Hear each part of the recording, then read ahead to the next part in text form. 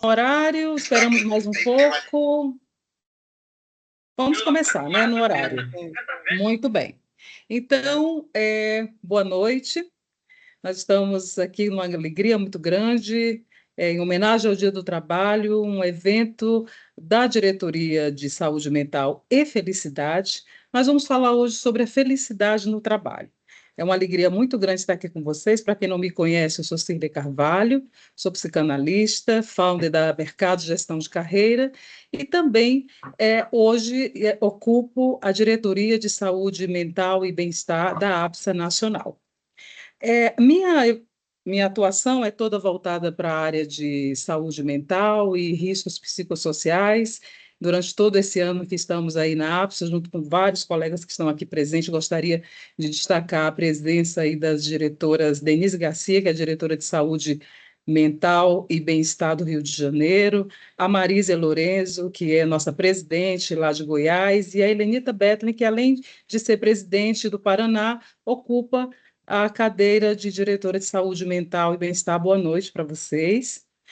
Em nome da APS, eu dou as boas-vindas a cada um que escolheu estar aqui conosco. Esse é um mês para a gente poder falar sobre trabalho, mas também nós queremos falar sobre como estamos construindo esse trabalho, a que custo, né? Então, falar de felicidade no trabalho não é só a gente ter um discurso sobre essa felicidade, mas é uma pauta urgente, é uma pauta estratégica e é uma pauta humana. Então, felicidade não é estar o tempo todo feliz, mas é pensar como é que a gente pode existir sem adoecer. Eu gostaria de dizer que essa noite maravilhosa, que a gente vai falar de felicidade, eu estou muito feliz por isso, os minutinhos assim de alegria, de descuido, da gente poder falar sobre isso, com três diretores da APSA. Nós temos aqui a Selma Fernandes, que é diretora nacional de felicidade, Andréa Duarte, que é diretora de felicidade da APSA de Brasília, e o Gustavo Girardi, que é diretor de saúde e bem-estar da APSA Minas Gerais. Então, eu vou passar a palavra para Selma Fernandes, que hoje oficialmente assume a cadeira de diretora de felicidade da APSA Nacional. Então, Selma, com você. Obrigada. Nossa, que honra. Prazer estar aqui. Minha estreia, né? Quer dizer, já tive alguns outros eventos da APS, a gente já fez algumas apresentações, né?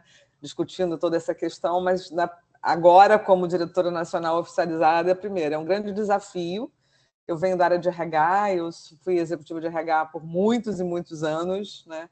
E já desde 2023, final de 23, eu estou empreendendo nessa vida de mentora de carreira, consultora de RH, estudo o tema da felicidade desde 2016, ele faz parte, fiz alguns projetos de felicidade nas empresas que eu trabalhei, então consegui implementar algumas coisas, sou fã desse tema, é um tema desafiador, né? Porque a gente tem muita confusão sobre a questão da felicidade.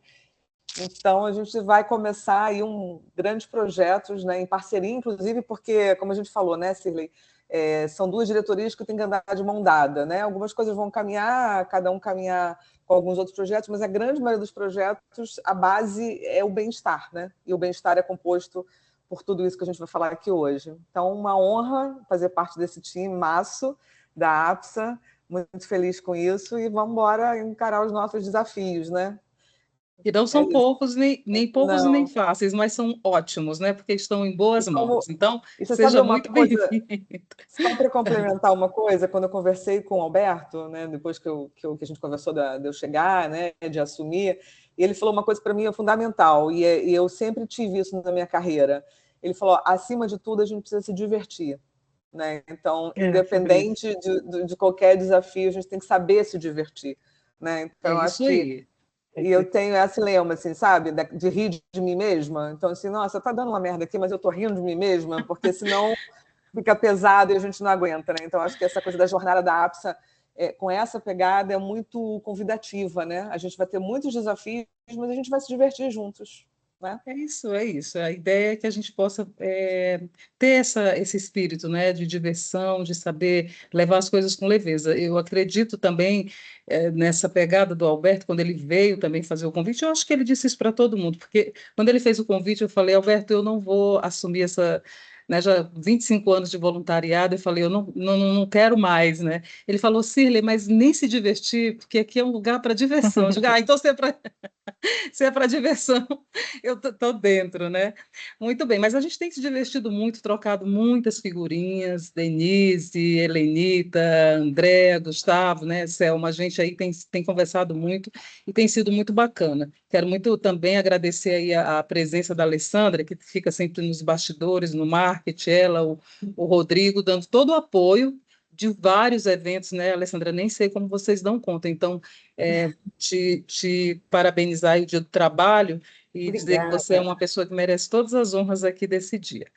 Muito bem, vamos fazer então 2 blocos de perguntas durante os nossos 40 minutos. Eu vou pegar aqui, porque eu tenho uma cola das perguntas. Espera aí. Nós combinamos assim, como nós iríamos andar aqui, e nós vamos falar durante 40 minutos, fazendo 2 blocos. Nós vamos ter um bloco de perguntas, primeiramente com a Andréia, nós vamos começar com ela, depois passa para o Gustavo, depois a Selma. Daí eu, como é uma roda de conversa, eu gostaria também de abrir, depois que passa a passagem deles, para um dos diretores ou presidente da associação se colocar, ou outro participante que queira falar alguma coisa, a gente termina essa rodada, vai para a segunda rodada, considerações finais, e faremos aí o fechamento com algumas conclusões, tá bem? É assim que a gente vai trabalhar hoje a nossa roda de conversa. Então, André, a primeira pergunta que é para você é assim: na sua visão, felicidade no trabalho é uma responsabilidade Não individual? aquele com farinha em cima, não, tá? Oi?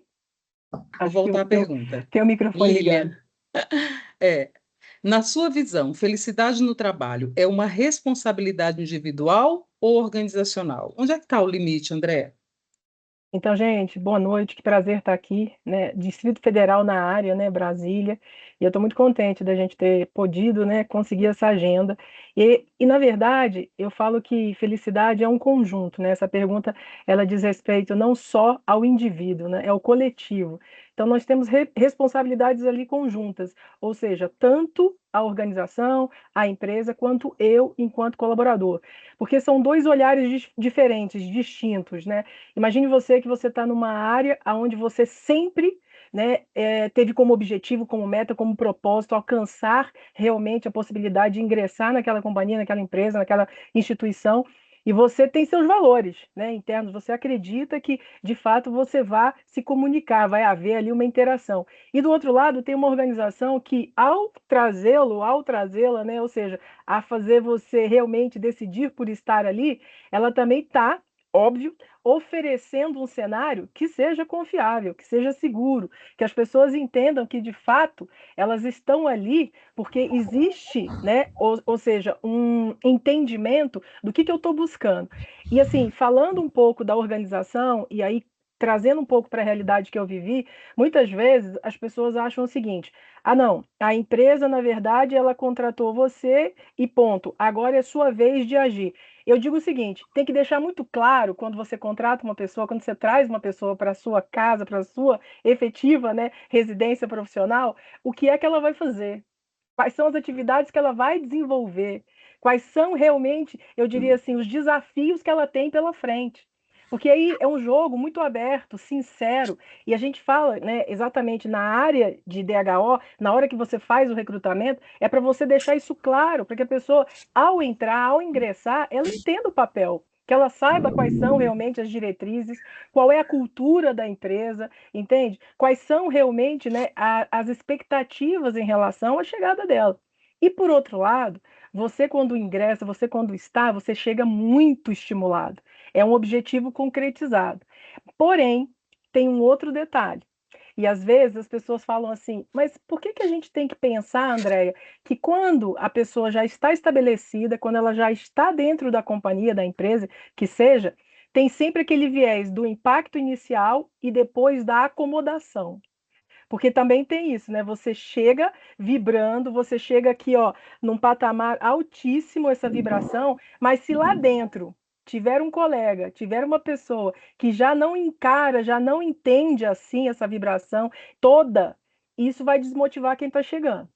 E aí cabe novamente o entendimento, ou seja, qual é o meu papel em termos de agregar, de trazer realmente para dentro da instituição o que eu tenho como objetivo concreto, que é realmente desenvolver um trabalho, que é criar oportunidades de melhoria, que é ajudar no engajamento, no clima da empresa, e qual é o papel da empresa em manter isso num parâmetro que ela também esteja atingindo os objetivos do colaborador.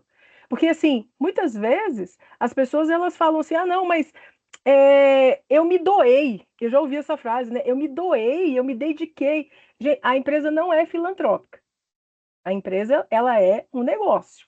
Você tem ali metas, diretrizes, entregas, e você tem que entender realmente que você está no jogo. Não tem problema se em algum momento você entender que não faz mais sentido, mas verbaliza isso. E cabe à empresa te dar literalmente abertura para você verbalizar, para que você possa falar e que possa ser entendido. No meu entendimento, seria isso. Você está sem microfone, Cília.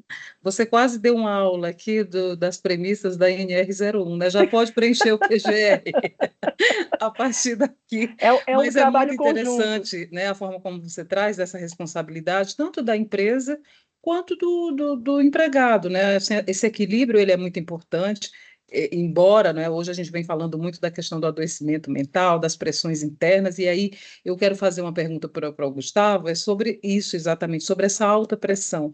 Gustavo, você acha que é possível ser feliz no trabalho mesmo em alta pressão? Como é que você acredita que é possível equilibrar tudo isso, né? O que a Andrea falou sobre os interesses da organização, os interesses individuais do colaborador, os interesses né, da sociedade, enfim, a gente trabalha para um conjunto de stakeholders, né? Então, assim, como é que a gente pode hoje pensar isso e trazer o tema de felicidade organizacional e pessoal, diminuindo o impacto da saúde, dos problemas que nós estamos tendo, né, alavancados aí nos altos índices de adoecimento mental? Antes de mais nada, boa noite. Prazer estar aqui com vocês, junto de vocês, né? É junto dos bons que a gente fica melhor, né? Então eu estou aqui com muito prazer, aceitei o convite, estar conversando hoje sobre esse tema que é muito bacana. Se é possível ser feliz no trabalho, com pressão, com cobrança do resultado, eu acho que é possível ser feliz em qualquer lugar. Vai depender de como a gente reage aos estímulos, tanto internos quanto externos.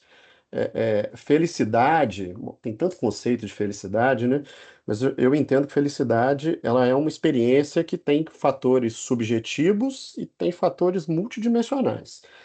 Subjetivos porque o conceito que você pode ter de felicidade ele vai depender das suas convicções filosóficas, psicológicas, emocionais, os estímulos que você foi exposto durante a vida, os comportamentos que você escolhe exercer, até a sua genética. E ele é multidimensional porque a gente tem demandas da vida em várias dimensões, demandas individuais. Eu posso escolher estudar e fazer uma pós-graduação. Isso pode estar me trazendo felicidade em algum momento, porque eu estou aprendendo, e outro está me trazendo angústia, porque eu tenho uma prova e eu estou com um trabalho junto, isso está me gerando um sentimento negativo. A gente tem dimensões aí sociais. Eu posso receber uma pessoa para morar comigo e às vezes eu estou só e é bacana receber, mas pode ser uma pessoa que eu tenho que agora morar comigo, que é um parente doente, isso vai me trazer outro tipo de sentimento. E você tem uma dimensão ambiental, né? Às vezes uma crise econômica no país pode refletir na nossa felicidade. Isso tudo alterna os nossos determinantes de felicidade e até de saúde, né? Um ambiente de alta pressão, eu acho que dá para ser feliz, mas eu entendo que o ambiente de alta pressão, essa felicidade, ela é possível desde que seja um período transitório. Eu já trabalhei em ambientes de alta pressão, social, da própria empresa, que gerou muito aprendizado, que gerou soluções ágeis, que gerou novas ideias, mas isso, em geral, ele é guiado. A vivência que eu tive muito forte tinha muito da gente ter um propósito único, isso tudo unia todas as pessoas por algo maior. A gente estava mais preocupado nas soluções para serem endereçadas do que em quem era o responsável ou quem não tinha feito bem o seu trabalho. Isso tem tudo a ver com o desenvolvimento de segurança psicológica entre as pessoas, essa possibilidade da gente discutir, chegar em soluções, né? Logicamente, quando você está num ambiente de alta pressão, você vai precisar de um controle da saúde emocional de quem está envolvido ali, porque essa pressão acaba gerando um risco maior das questões psicossociais e pode levar a adoecimento. Então você tem que ter um arcabouço muito bom para poder garantir que isso funcione bem. Eu lembro quando eu entrei no mercado de trabalho lá, mais de 20 anos atrás, eu escutava muito que eu tive colegas que trabalhavam numa empresa grande do Brasil que falavam assim, nossa, essa empresa ela é fantástica, os gestores de lá são gestores super preparados, mas eles trabalham sob alta pressão. O grande problema é que ela é uma escola, todo mundo trabalha lá, aprende, só que ninguém consegue ficar muito tempo nela. Então, é muito comum esse tipo de coisa. Um monte de gente pode saber quem é essa empresa, não estou aqui para poder dizer mal, até porque muita gente sempre diz o quanto foi bacana ter trabalhado, mas não foi sustentável. Então, acho que as empresas usam muito a justificativa que a gente está no mundo VUCA, agora é bunny, então você tem que se adaptar o tempo todo, a pressão tem que existir, o estresse faz parte. E, na verdade, isso é adoecedor. Isso é uma desculpa que a gente está fazendo para poder garantir que as pessoas fiquem confortáveis o tempo todo no ambiente de alta pressão. Então, acho que tem um limite para essa história. Aquele conceito de resiliência, eu trago muito para a física. É a propriedade dos corpos que apresentam de retornar à forma original depois de sofrido uma pressão, uma deformação elástica. O ser humano, por mais que ele volte ao normal, ele nunca volta igual. Então, o conceito de resiliência teórico da física, ele não se aplica à pessoa. É muito mais o conceito de antifragilidade, da gente aprender com o que está vindo e ser uma pessoa diferente diante da exposição, né? E dá para trabalhar por cobrança de resultados? Eu acho que é claro que sim. Como bem disse a Andrea, as empresas precisam de resultados, senão elas não sobrevivem. Se não tem empresa, não tem emprego, né? Então, se não tem resultado, é necessário que haja uma cobrança para entender onde é que estão os problemas, solucionar, falar dos problemas, aprender com os erros, mais uma vez, segurança psicológica, porque é assim que vai desenvolver. A empresa não vai ter lá na sua visão, na sua missão, fazer as pessoas felizes. Não é assim que funciona. A gente precisa entender de forma madura que a nossa relação com o trabalho Uhum. ela é uma relação de dois lados. Agora, como é que a gente Até equilibra tem. isso, né? Como é que a gente equilibra isso? Essa Eu acho que tem um pergunta, como. O como é muito como? importante. Como, Gustavo? Me Com fala. Como a gente, respeito, né? com Respeito. responsabilidade, com equilíbrio, com diálogo, com adaptações quando necessário, Uhum. repactuações. Dá para a gente poder se adaptar nesse mundo de hoje. Eu acho que a gente faz muito o como, o que, mas se preocupa pouco com o como. E comunicar é a forma melhor da gente poder chegar num ponto em comum. Com certeza. A comunicação, a escuta, é muito interessante também te ouvir assim, no ponto de vista, você é médico, né, e trazer essa coisa de olhar o corpo, a elasticidade, de até onde essa pressão pode vir, e olhar esse ser humano mesmo por essas três dimensões que você trouxe, né, que é a biopsicossocial, né? Então, assim, se a gente olha por esses três ângulos e a gente olha os objetivos da organização, mas olha o indivíduo dentro dessas três dimensões, você consegue ter uma compreensão muito maior até onde é o limite desse indivíduo para segurar as pressões do dia a dia, para além dos resultados, né? Porque se ele não tiver inteiro por inteiro, como que ele vai poder engajar, como ele vai poder contribuir efetivamente com os resultados da organização? E aí, Céu, uma pergunta vem para você assim: quais são então as atitudes que sabotam a felicidade no ambiente corporativo? Abrir o microfone, abrir. Olha, deixa eu aproveitar aqui e pegar um pouquinho do que o Gustavo falou, que tem tudo a ver. Eu acho que assim, essas atitudes ou as competências, né, que a gente precisa desenvolver, ela tem uma frase que uma grande amiga minha, que por acaso está aqui nessa sala, Denise Garcia, me falou alguns anos atrás. A gente ainda nem estava nessa, eu acho que nessa carreira ainda de empreendedor, mas a coisa do controle remoto da vida, né?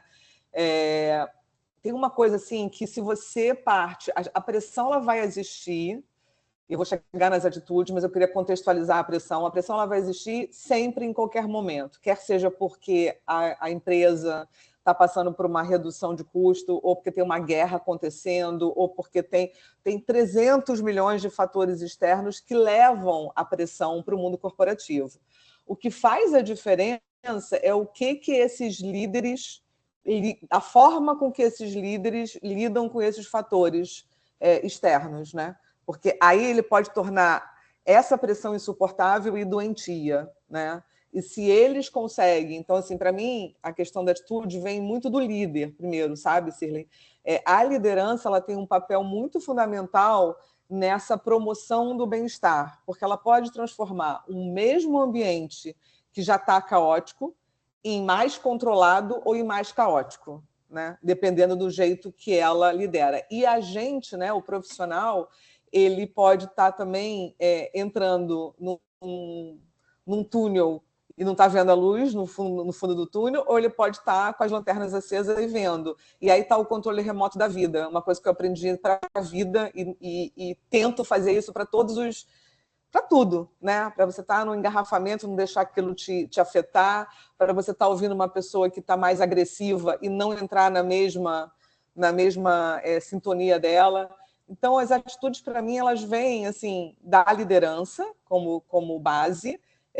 Se o líder está fazendo uma microgestão, né, isso não é uma coisa que está buscando ter mais controle do que realmente dar liberdade para a pessoa. E fatores de respeito. Acho que o Gustavo acabou falando algumas coisas aí que conecta aqui também. Então, assim, atitudes de não desrespeitar a outra pessoa no tom de voz, né? Não dar feedbacks para as pessoas em público, né? Você precisa ter um certo respeito. Então, o ambiente, as atitudes e o contexto, eles vão funcionar de acordo com a promoção dessa liderança. Aí estou falando liderança, alta liderança ou liderança né, média, assim, quem tem equipe. E muitas vezes dentro de organização a gente pode encontrar uma mesma organização que tem os mesmos problemas, mas você vai para uma equipe, essa equipe está sabendo, está mais feliz, está mais engajada, e outra está querendo sair.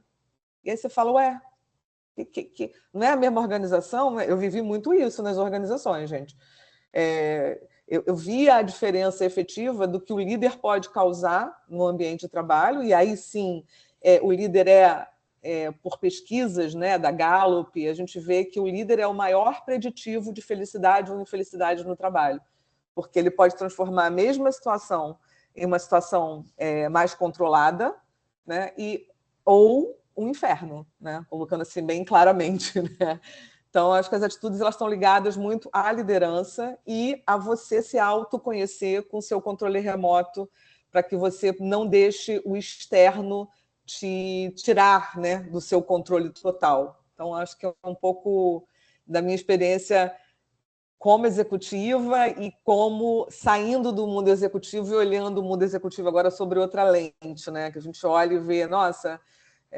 isso para mim é muito, muito característico de observar as equipes, por isso que a segurança psicológica fala muito de trabalhar por equipe, né? Não na organização toda, porque você consegue ver as equipes que podem, inclusive, serem exemplos, né? Dentro da própria organização. Então, acho que é um pouquinho por aí, que as coisas todas se complementam, né? O que a Andrea falou, o Gustavo falou, e a gente vai vendo que tem esse...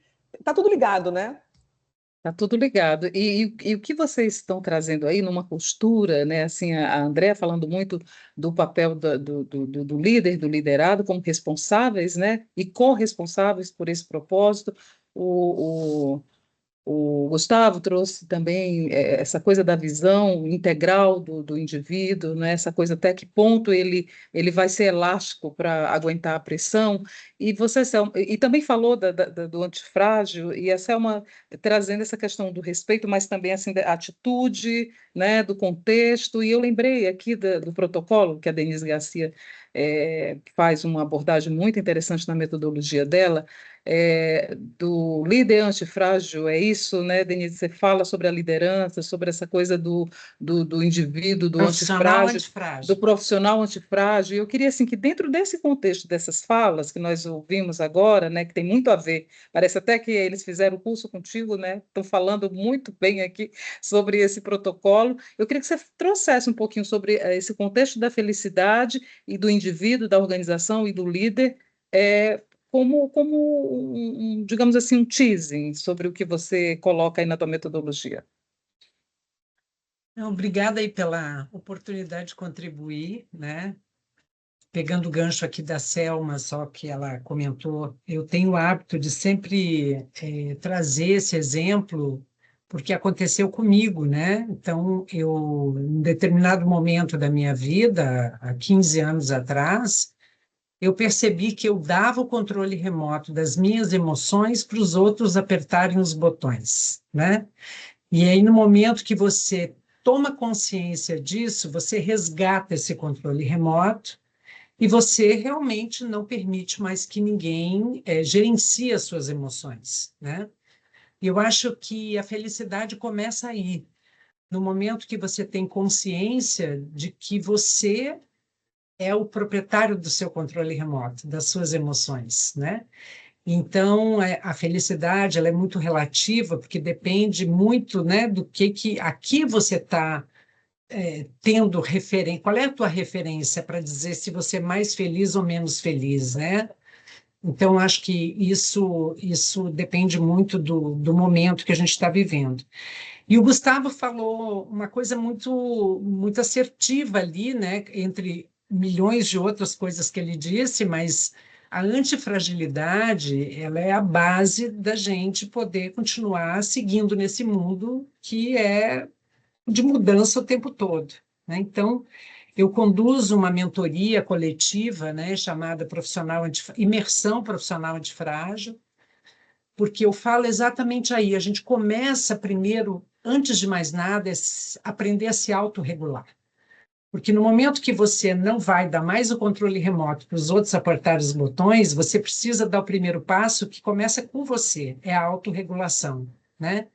Depois que você aprende a se regular, a se autorregular, aí sim você dá um passo para a antifragilidade, né? Porque aí você fala, opa, deixa eu olhar todo esse contexto, tudo que acontece dentro das organizações, acontece, porque o que eu ouço muito dos alunos, né?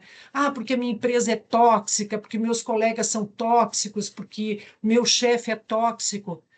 Quando a gente para tomar consciência disso, a gente sabe que a toxicidade é uma forma da gente exemplificar o que a pessoa tem de dor. E ela não está sabendo gerenciar essa dor. Por isso que ela se torna, entre aspas, tóxica, porque é uma forma dela se defender para aquele mundo que ela está vivendo.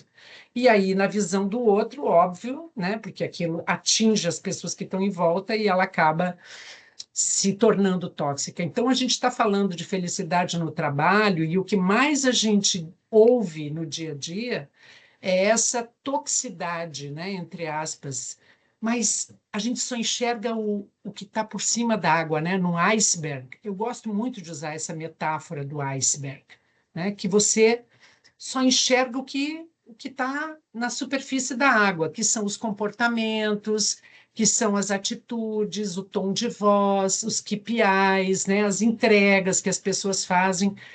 Mas o que sustenta um iceberg é o que está lá nas profundezas do oceano e que ninguém vê, né? E o que está lá embaixo são as nossas dores, são os nossos valores, são as nossas histórias de vida que sustentam o que está em cima. Só que no dia a dia, o que a gente olha numa reunião? Aquilo que está ao nosso alcance, né? Então, eu acho que a gente precisa fortalecer o ser humano, porque o E é. profissional, independente de onde ele estiver, né, ele é um ser humano e ele precisa ser fortalecido. Eu acho que A gente começa precisa, para Denise, isso. fortalecer o ser humano e, como você falou, cada um tem que procurar qual é o seu ponto de equilíbrio para se fortalecer, né? Já que eu não quero entregar o controle remoto na mão do outro, que seja o meu líder, a minha organização, eu também preciso estar forte, né? Para saber exatamente quais são os lugares que eu dou para que eu possa, então, gerenciar a minha vida e não dizer que a felicidade depende do outro, mas é como é que eu gerencio os meus próprios autocuidados e a minha alegria, digamos assim, ou a minha felicidade rumo àquilo que eu faço, seja no meu trabalho, no meu relacionamento, seja com amigos, seja na igreja, na comunidade, onde quer que seja, né?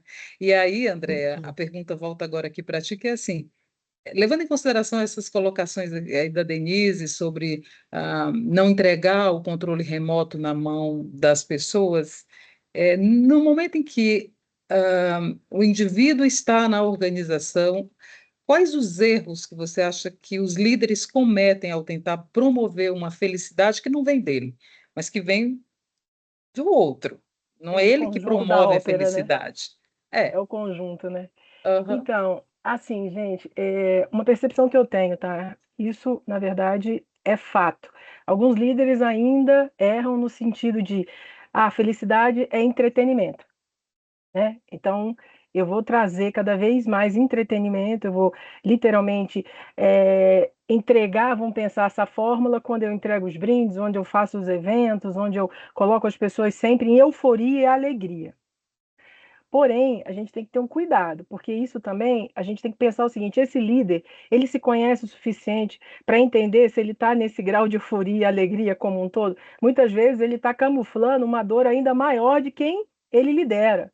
E ele está tentando sublimar isso, fazendo um evento. Não que evento seja ruim, tá? Muito pelo contrário, isso é muito, muito saudável, a gente realmente ter momentos de celebração, né? Os aniversariantes do mês, a gente celebrar e ter esse momento, né, de relacionamento social, sim, mas e por trás? Quando você não consegue ter uma comunicação clara, uma escuta efetiva, quando você não dá oportunidade para que a pessoa possa realmente levantar a mão e dizer, eu estou com problema.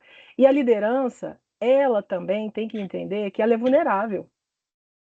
A Uhum. vulnerabilidade não significa fraqueza. Ela também tem que levantar a mão e dizer, olha, não tá bom, não tá legal, é um erro, é uma falha, assumir uma responsabilidade, porque quando você assume a cadeira, você leva junto as pessoas, não só os processos. Mas se Uhum. você não se autoconhecer, se você não sabe os seus limites, você vai esbarrar nisso, em oferecer algo que nem você efetivamente acredita. E pior, tem aquele erro de evitar conversas difíceis. Porque o cara é de boa, o cara é gente boa pra caramba, a gente consegue conversar, a gente tá na mesma linha, porque ele tá sempre dizendo pra você, ok, vamos fazer, vamos dar um jeitinho, vamos organizar, para não ficar feio na fita. E não é sobre isso, gente. Conversas difíceis significa que você tem a oportunidade de melhorar o seu ambiente e torná-lo feliz.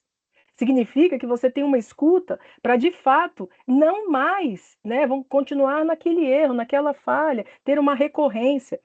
E assim, eu falo de um exemplo que eu vivi numa corporação que, para mim, fez todo sentido na minha vida.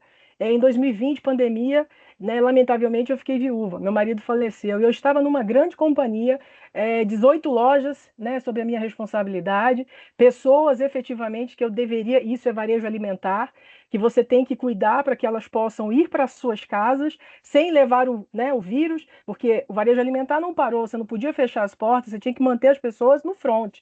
E eu estava como? Destroçada, dilacerada, sem condição de respirar.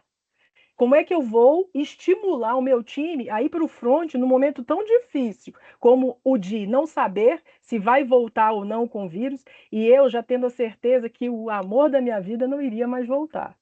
E a empresa, ou seja, os heads, a gente teve uma conversa, a gente entendeu que a Andrea já tinha, sim, uma pessoa que poderia seguir adiante com a proposta, com o propósito daquela equipe. E eu iria me ausentar, eu iria me afastar, porque eu precisava respirar. O líder que é líder, ele acredita na seguinte vertente: eu não sou imortal, onipotente, onisciente, onipresente. Eu tenho os meus limites, eu sou vulnerável. Então, acho que se ele conseguir admitir isso, eu acho que não vai ser realmente mais uma dificuldade, vai ser uma libertação para ele. É nesse sentido. Então, eu acho que a gente tem que entender até onde a gente pode ir, até onde a gente tem a condição, e tendo, claro, o apoio. No meu caso, eu tive esse apoio, eu tive esse entendimento, mas também porque previsibilidade, né? Ou seja, você está sempre ali formando sucessores. Você não está sozinha na cadeia, você tem que ter a gente, obviamente, numa operação, no tático, mas você tem que preparar pessoas para o estratégico. E eu tinha esse alguém, eu tinha essa pessoa para assumir essa posição e dizer, olha, daqui eu assumo, André. Então, eu acho que é esse olhar que a gente tem que dar com a devida assim, atenção. Conversas difíceis são necessárias, apresentar vulnerabilidade não é sinônimo de fraqueza. É isso. Pois é, você falando sobre isso, trouxe aí a história do teu marido, né? E tudo, essa Sim, perda em plena pandemia. Gustavo também exato. enfrentou momentos muito difíceis, né? Gustavo enfrentou como gestor numa empresa onde teve uma grande. Se você quiser, se você se sentir à vontade de falar, mas eu queria que, junto com isso, você até trouxesse a tua experiência com a pergunta que eu vou te fazer, que é como é que num momento como esse, né, e trazendo também a história que a Andrea traz sobre a liderança, quais são os erros que ela comete em relação a querer promover felicidade num contexto, às vezes, tão difícil, né? E aí eu te pergunto, como é que foi para você enfrentar como gestor um projeto de ambiente saudável e bem-estar sem ser superficial, né? Num momento Gustavo, de alta crise que você vivenciou como gestor. Então, conta para a gente isso e nos diz como é que você fez, né? só um minutinho antes do Gustavo falar, uma coisa que eu esqueci de mencionar para vocês. Durante esse processo, aconteceu um fato que, para mim, realmente me fez Uhum. entender a minha missão de vida. Eu lembro que eu falei isso para a Cirlei. Durante esse processo, né, eu estava em casa sem poder receber as pessoas, uma pessoa da minha equipe, e morando a quase 30 quilômetros da minha casa, num domingo, chegou e ficou 2 horas na minha portaria esperando que alguém autorizasse ela a subir, porque ela disse que não iria embora. Quando foi autorizado que ela subisse, ela estava claro, de máscara e tudo, ela trouxe um girassol. E na porta da minha casa tem um corredor, ela ficou no corredor à direita e eu à esquerda, ela só disse assim: eu só vim aqui para dizer para você, não desista, nós precisamos de você. É sobre isso. É quando você entende que seu papel é esse. É só esse adendo, porque eu lembrei desse momento que foi muito importante para mim, e desse dia em diante a minha missão é essa: sorrir, ouvir e servir. É isso aí. Bem, Bem, Você, Gustavo, André, Gustavo. bom, primeiro, obrigado por compartilhar. Eu concordo plenamente contigo. Eu acho que hoje o que falta bastante são os líderes aprenderem a trabalhar essa vulnerabilidade. Acho que quando eles aprenderem que isso, na verdade, é fortaleza e que isso permite que as outras pessoas também ocupem o espaço de fragilidade e todo mundo cresça junto, a gente vai ter empresas muito mais humanas e muito melhores. Eu lembro que o líder que eu tive na condução dessa crise era um líder muito empático, cara, foi um dos melhores líderes que eu tive na minha vida. E foi engraçado que em algum momento ele compartilhou comigo assim: você sabe que em alguns momentos da minha carreira, na hora de ter oportunidades, eles falavam comigo assim: ah, cara, você é um cara bom e tal, mas às vezes a gente procura um líder que tenha mais testosterona para poder resolver os problemas. E ele falou comigo assim: olha que curioso, entrou a maior crise da empresa, que você precisa ter empatia com as pessoas, e eles olharam para o líder estrogênico aqui para poder conduzir a questão. Então, quando houve a pior crise, olharam para o estrogênico. Então, sem trazer o lado de hormônios aqui, porque hoje em dia tem tanta mulher suplementando com testosterona, talvez a gente fosse estimular vários homens a usar mais estrógeno, né? Para ver se a gente melhora isso como um todo. Mas eu acho que você disse também, André, assim, a questão da felicidade é se eu só valido o feliz, eu não me dou o direito de estar triste, né? É a mesma coisa, se só for validar a saúde, eu não posso então adoecer? Se só a riqueza que vale alguma coisa, a pobreza é sinal de infelicidade? Isso não é assim que as coisas são, né? Tem muito mais coisa envolvida, a gente consegue muito bem buscar felicidade por vários caminhos.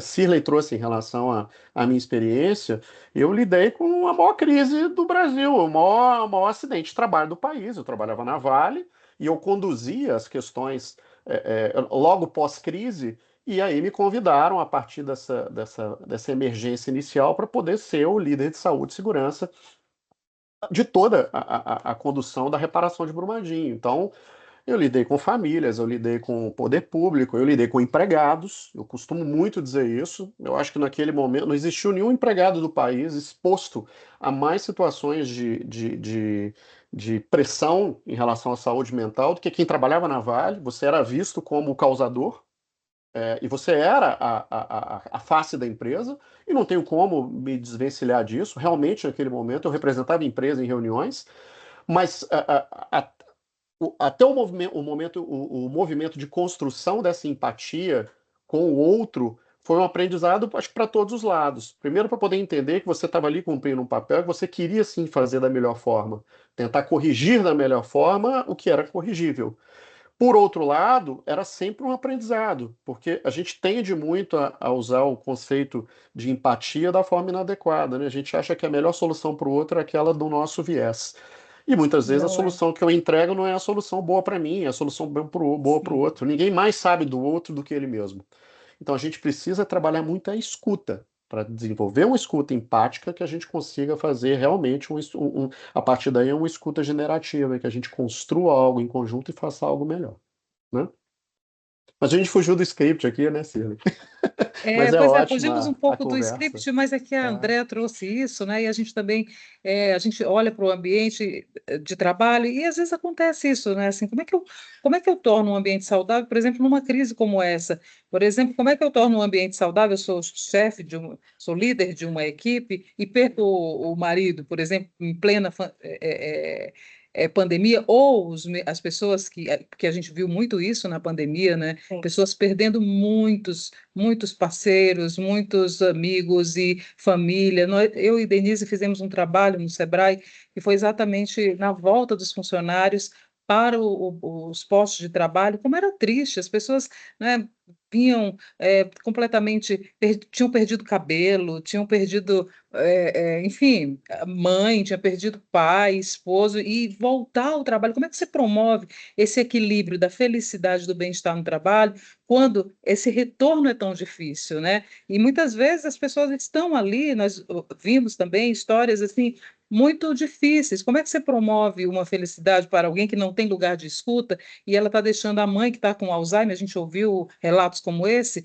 A mãe tem Alzheimer, ela não tem com quem deixar e tem que deixar no estacionamento, onde ela estaciona o carro para ir trabalhar. É, porque não tem com quem deixar. E qual é o discurso, né? Então, assim, essa coisa da escuta, escutar os seus funcionários, você também poder se colocar, ter esse espaço para que realmente você possa pensar quais são as ações efetivamente que é possível ser, digamos assim, eu até coloco que não pode ser uma ação isolada, né? Falar de felicidade, falar de bem-estar, falar de É isso. saúde, é falar de cultura, é falar de prática diária, né? É falar de uma decisão organizacional. Então, eu acredito que a reflexão é muito maior. E aí, entre a tua fala e essa pausa de reflexão, eu queria também ouvir a Helenita, né? Que hoje tem feito um trabalho muito efetivo nas organizações com a implementação dos protocolos aí para a NR01, né? Para a chegada aí, que vai ser no dia 26 de maio. É um mês tão importante esse, nós estamos falando do Dia do Trabalho, da felicidade, mas também trazendo alguns, digamos assim, alguns diagnósticos tão relevantes e tão tristes também, mas também, por outro lado, como que a gente pode melhorar esse cenário. Helenita, fala aqui com a gente sobre isso, o que você tem escutado, como é que tem sido a tua experiência, né, nas organizações, quando a gente fala de líder, liderado e todo esse cenário que a gente vem vivenciando. Boa noite a todos. Desculpe não poder abrir aqui o microfone. Vocês estão escutando aqui o barulho, né, no fundo aqui. A casa está cheia. Eu acho esse tema que vocês estão falando, eu estou amando tudo que vocês estão falando, e são coisas bem importantes. Espera só um minutinho. Já continuo.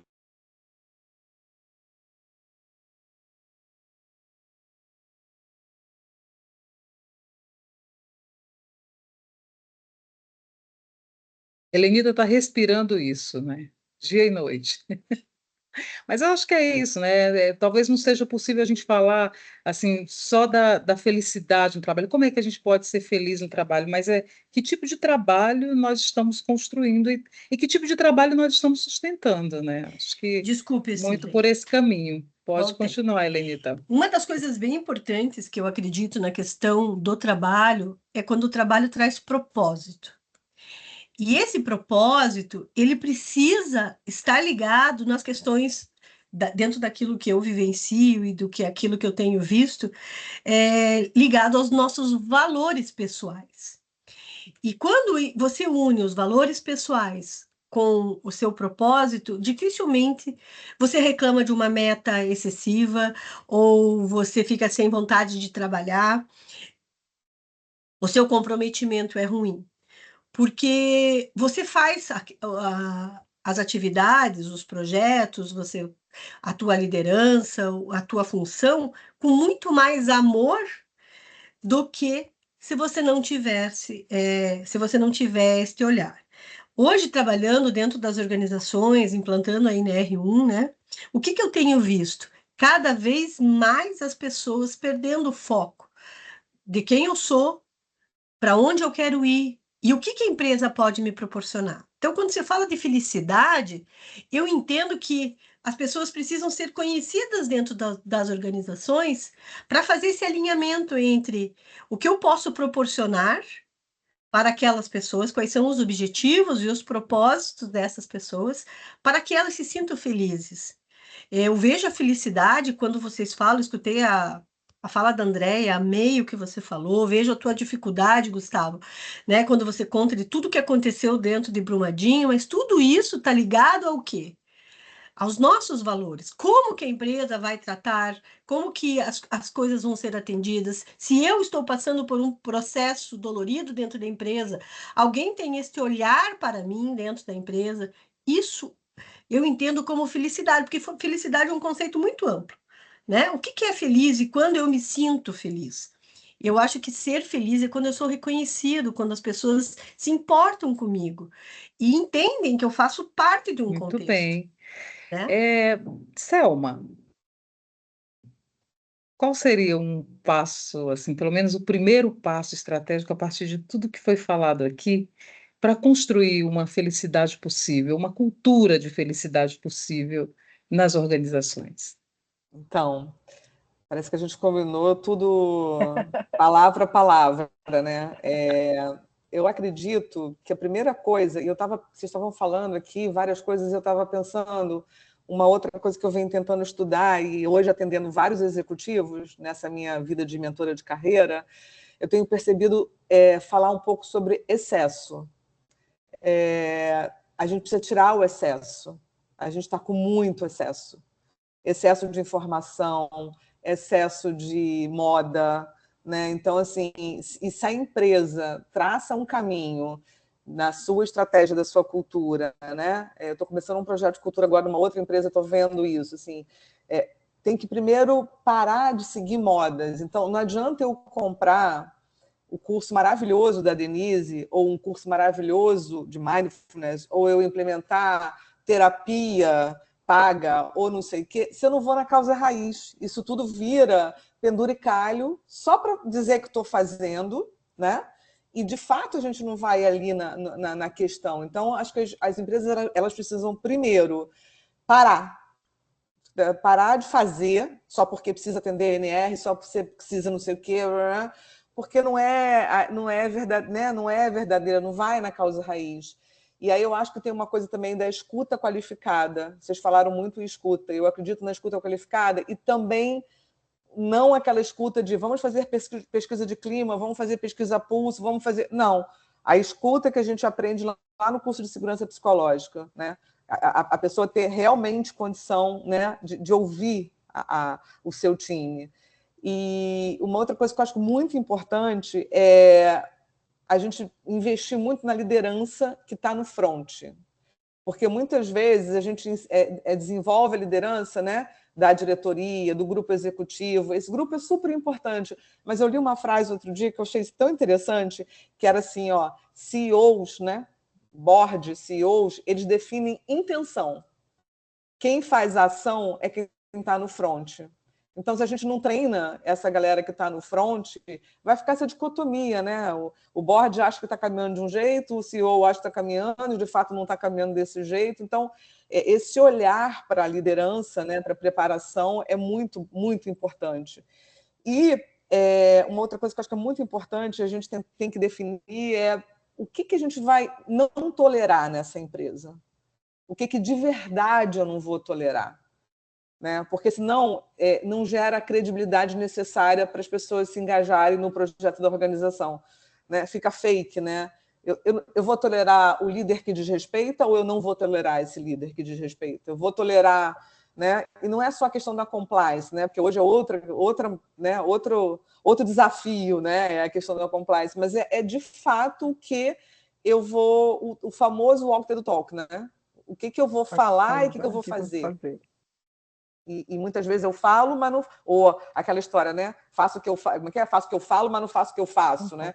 Eu acho que a gente está numa era muito Faço o assim, que eu né? digo, mas não faço o que eu faço. Não é isso? Mas é o contrário, Faço o que eu né? digo, mas não faço o que eu faço. Exatamente. Então, e isso é muito comum na liderança, né? Porque a liderança chega lá, pode gritar, pode não sei o que, né? Ontem eu fui ver, domingo, fui ver o Diabo Veste Prada com umas amigas, Uhum. e tem uma cena muito interessante da Miranda, né? E que ela tem como se fosse um coach, a assistente dela é um coach, porque vocês lembram lá em 2000 foi 2000 quanto, gente? A primeira edição? 6, né? 2006. 2006, 20 anos depois, né? Então, 2006, ela falava, ela xingava, ela jogava o casaco na cara das pessoas, ela jogava A pasta. secretária. Né? Uhum. Agora, 20 anos depois, ela tem uma assistente do lado que fica assim, não pode falar isso. Isso é compliance. E nananã, nananã. Só que, no fundo, ela tem as mesmas atitudes. Né? Só tem ali o orientador para dizer para não fazer, porque senão vai ter um compliance. Né? Então, o que eu estou trazendo essa analogia agora é um pouco disso. Assim, as empresas têm que fazer de verdade, né? Tem que fazer a causa raiz. Senão, pode ter curso maravilhoso, formação maravilhosa, que a gente não vai conseguir fazer o processo de mudança que é importante. Né? Acho que é por aí o caminho, é o que eu acredito. Você falou da frase do CEO, né? Fala de definir a intenção, mas que quem faz a ação é quem está no front. Eu lembrei da frase do Guimarães Rosa, que ele diz assim, né? Felicidade se acha em horinhas de descuido. Então, acho que as organizações elas precisam voltar a ser, elas precisam voltar a ser, o trabalho precisa voltar a ser um lugar onde a vida caiba, né? Onde a vida caiba, onde é que a vida precisa caber também no trabalho, né? E assim, e ainda que seja no mesmo, assim, sem perceber, precisa acontecer. Hoje, você estava falando da Miranda, a Miranda fica dizendo, olha, não faz isso. Não, felicidade precisa acontecer nessa horinha de descuido. É aquela coisa gostosa que a gente não consegue mais encontrar. Então, assim, parece que a vida não cabe mais no trabalho. Ficou uma coisa à parte, né? Totalmente desmembrada e é onde você fica mais tempo da tua vida, é no trabalho, quando não no percurso. A Denise levantou a mão. Pode falar, Denise. Não, eu ia só fazer um comentário, né? Ouvindo vocês falarem, eu fiquei refletindo aqui, que eu digo, gente, não é um processo simples de mudança, né?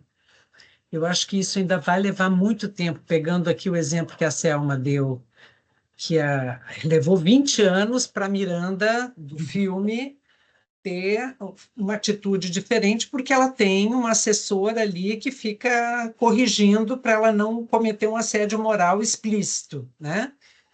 Mas imagina, e quando isso é da essência da pessoa, é difícil mudar, né? Muito. Porque você pode ter um assessor ali te ajudando, mas na prática você se segura para você não agir de uma forma impulsiva, né? E acabar cometendo os mesmos erros do passado. Então, eu vejo que todo esse conteúdo que a gente está aqui discutindo, né? Felicidade, saúde mental, NR01, uma série de coisas que a gente quer, isso eu acho que ainda é o primeiro degrauzinho, né? A gente vai ter muito trabalho pela frente ainda para poder realmente conseguir fazer uma mudança efetiva. Talvez leve mais 20 anos, talvez leve mais 30 anos. Claro que a gente precisa começar, né? É isso. E Mas vai talvez a ser, ó, pergunta, né?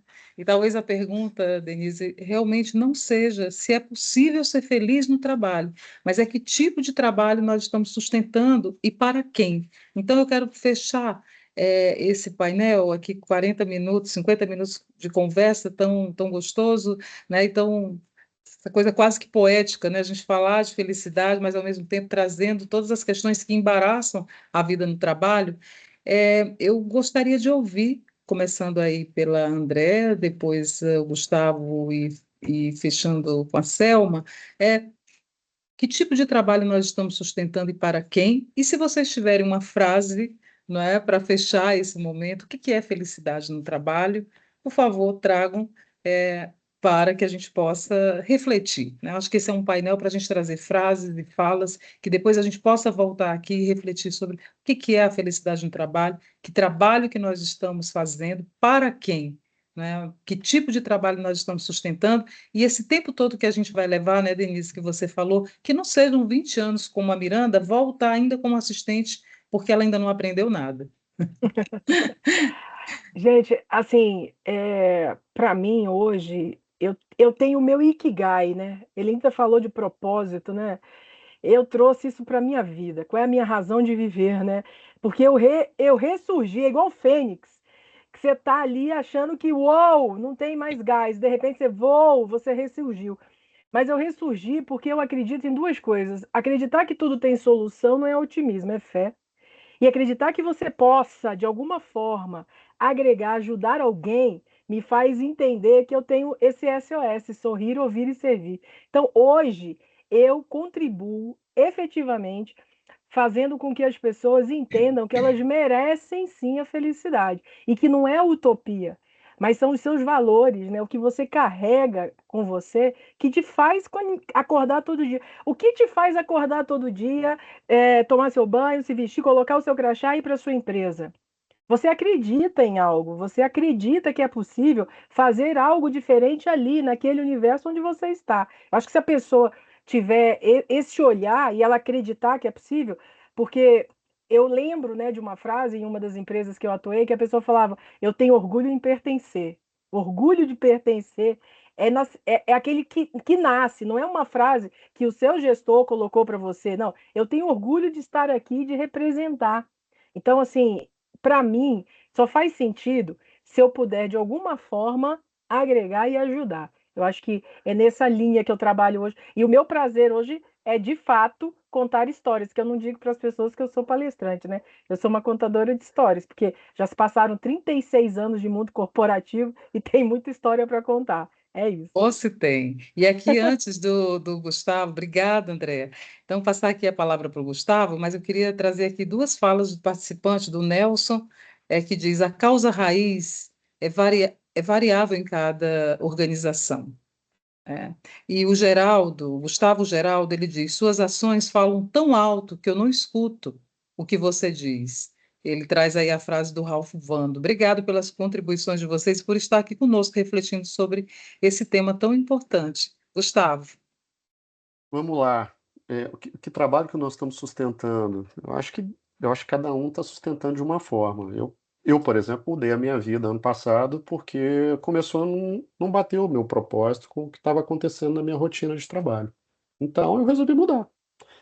Acho que passa muito por autoconhecimento. Isso é importante. O meu conceito de felicidade, eu ligo muito com aquele conceito Aristóteles de eudaimonia. Para mim é mais que felicidade, é um bem-estar mais duradouro, sem validações externas. Eu busco muito propósito, coerência, equilíbrio, né? Então eu acho que eu estou ficando velho, então eu estou começando a ficar mais sábio e viver as coisas com mais profundidade. A felicidade não são esses microestímulos de TikTok, Instagram. Não. Acho que a coisa é mais profunda. Aliás, eu preciso dizer, isso saiu uma meta-análise agora em março de 58 estudos, quase 100 mil pessoas, e elas relacionam fortemente que assistir microvídeos causa ansiedade, depressão, estresse, solidão, desafeto, tédio. Estudo fortíssimo. Então a gente precisa cada vez mais achar com autoconhecimento como é que a gente constrói uma felicidade mais duradoura. E se eu posso dizer uma frase que sustenta isso, é uma frase do Jung, que ele diz que até você se tornar consciente, o inconsciente vai dirigir a sua vida. E você vai chamar isso de destino. É a hora da gente começar a capturar nas nossas mãos os nossos destinos. Muito bom. Eu também ouvia sobre isso, sobre consciência, né? Que consciência não é você saber, eu estou consciente que aquilo que eu faço não é bom. Isso não é consciência. Consciência é quando você tem uma ação sobre isso que você já sabe. E aí a ação é a consciência. E não somente saber que eu tenho que fazer alguma coisa de diferente. A Lilian Félix colocou aqui: se você quer saber o que é felicidade do grupo, pergunte ao próprio grupo. Que resposta boa, que coisa boa. Obrigada, Lília. Selma, é com você aí o Vamos lá. fechamento. É, The End. tô de olho uma lua linda aqui, ó. Felicidade também é apreciar uma lua linda aqui, Momentos. É né? as No horinhas de Rio, descuido que o Guimarães Rosa falou, né? no Rio de Janeiro aqui. Olha, sustentar é interessante isso, porque eu acho que a gente tem que se reinventar. Eu acho que, na verdade, assim, quando eu saí do mundo, eu vivi muitos anos no mundo corporativo, muitos e muitos anos. Fui muito feliz no mundo corporativo, né? Eu consegui tudo que eu tenho na minha vida, meus amigos, basicamente eu conseguia. Eu fui uma pessoa que eu consegui conciliar, assim, essa coisa de criar coisas boas, mas assim, eu passei por várias empresas também. Então, toda vez que a coisa não me incomodava, eu saía e ia para um outro projeto. Então, acho que ter essa consciência do que é inegociável para você. Então, acho que, para mim, sustentar um ambiente, um lugar, é quando aquilo não invade o seu inegociável.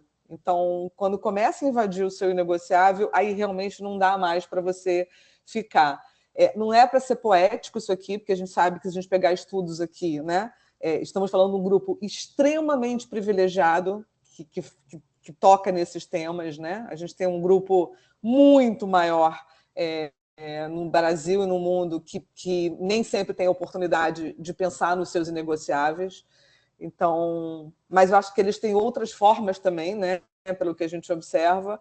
Mas eu acho que é isso, e saber que o mundo do trabalho não é um mundo corporativo, né? Eu acho que às vezes eu vejo muito essa coisa, a gente falar sempre do trabalho, do corporativo. O trabalho ele é muito mais amplo, né?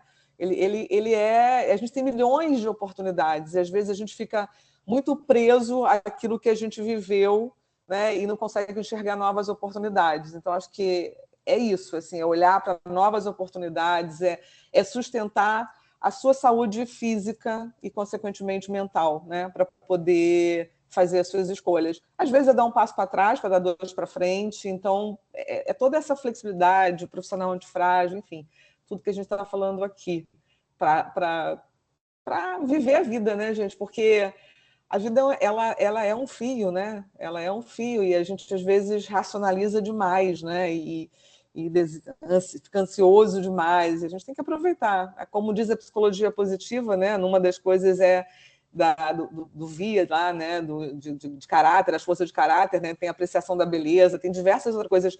E eu acho que o Nelson falou uma coisa aí também que leva para o lado das pessoas, né? Causa raiz de uma organização e cada pessoa é feliz de um jeito, né? Exatamente.